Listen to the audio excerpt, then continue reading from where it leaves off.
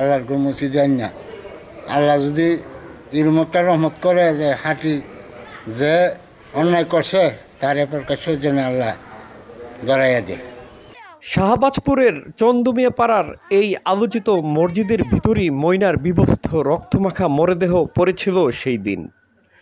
পুলিশের তদন্তকারী সংস্থা বলছে ঘটনার দিন সময়ে ও লাশ উদ্ধারের সময় নাগাদ মসজিদের ভিতরেই ছিল আটককৃত ইমাম ও মুয়াজ্জেমের মোবাইল ফোনের লোকেশন। সেই দিন মসজিদের ভিতরে অবস্থানের কথাও স্বীকার করেছেন আটককৃত মসজিদের ইমাম ও মুয়াজ্জেম। মসজিদের ভিতরের ছাদ থেকেও মসজিদের দোতলার প্রবেশের কোনো পথ নেই। সিঁড়ির ছাদেও ছিল তালা।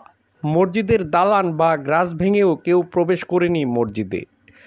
দোতলার গেটের তালাও ভাঙেনি কেউ। ইমাম ও মুয়াজ্জেমের কাছে মসজিদের দোতলার চাবি।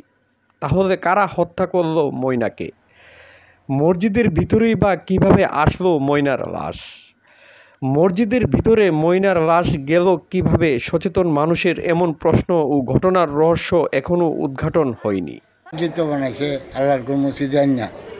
আল্লাহ যদি এরকম একটা রহমত করে যে হাঁটি যে অন্যায় করছে তার প্রকাশ্যের জন্য আল্লাহ ধরাইয়া দেয়। বিচারটা যদি সঠিক করে প্রশাসনে করতে পারে এরকম একটা ইয়া দোক আল্লাহর কাছে আমরা দোয়া করি যে আল্লাহ হেদায়েত করুক। এখন পর্যন্ত কোনো তদন্ত পাওয়া যাচ্ছে না। প্রশাসন অনেক চেষ্টা করতেছে কিন্তু এখনও মূল আসামিকে আইনের আওতায় আনা যাচ্ছে না। কিন্তু আমরা চাই যে এই এত বড় মর্মান্তিক ঘটনা ঘটাইছে তার দ্রুত তাকে আইনের আওতায় আনা হোক এবং তাকে কঠোরতম শাস্তির যে আমার মনে হতো আসামিদেরকে অতি দ্রুত গ্রেপ্তার করে আইনের আওতায় আনা হোক। আর আমাদেরকে নিয়ে যারা এই অপপ্রচার চালাইতেছে তাদেরকে আল্লাহ বিচার করব এবং প্রশাসন তাদেরকে শনাক্ত করে দোষী সাব্যস্ত করে বিচার করার আমি দাবি জানাচ্ছি। সম্মানিত প্রশাসনের কাছে আমি বহুদূর আবেদন জানাচ্ছি এবং এই সমস্ত যারা আমার নামে অপপ্রচার চালাচ্ছে তাদেরকে নিন্দা জানাচ্ছি। আর প্রশাসন ভাইদেরকে বলবো যারা অপপ্রচার চালাচ্ছে তাদেরকে জলদি তাদেরকে আইনের আওতায় আনার জন্য। আর আমার মতো নিরীহ মানুষ যাতে এইভাবে হয়রানি না হয় আমি প্রশাসনের কাছে বলবো আমার মেয়ে যত তাড়াতাড়ি পারেন আসামিকে শনাক্ত করে গ্রেপ্তার করা।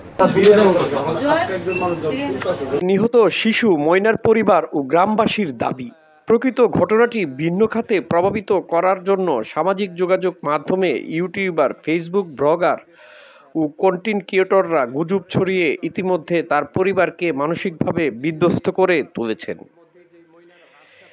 এই ঘটনায় নিহতের পরিবার বাদী হয়ে মামলা করলে আদালতের আদেশে মসজিদের ইমাম ও মুয়াজ্জেমকে জিজ্ঞাসাবাদের জন্য 5 দিনের রিমান্ডে নিয়েছেন মামলার তদন্তকারী সংস্থা। শরীফ মাহমুদ, সময়কাল নিউজ, ব্রাহ্মণবাড়িয়া। কত 5 লাখ 5.5 লাখ 6 লাখ 6 লাখ মানুষ এটা দেখছে। এটার মধ্যে যে এই যে সামনেটা দিচ্ছে এই সামনেটার মধ্যে কি আছে?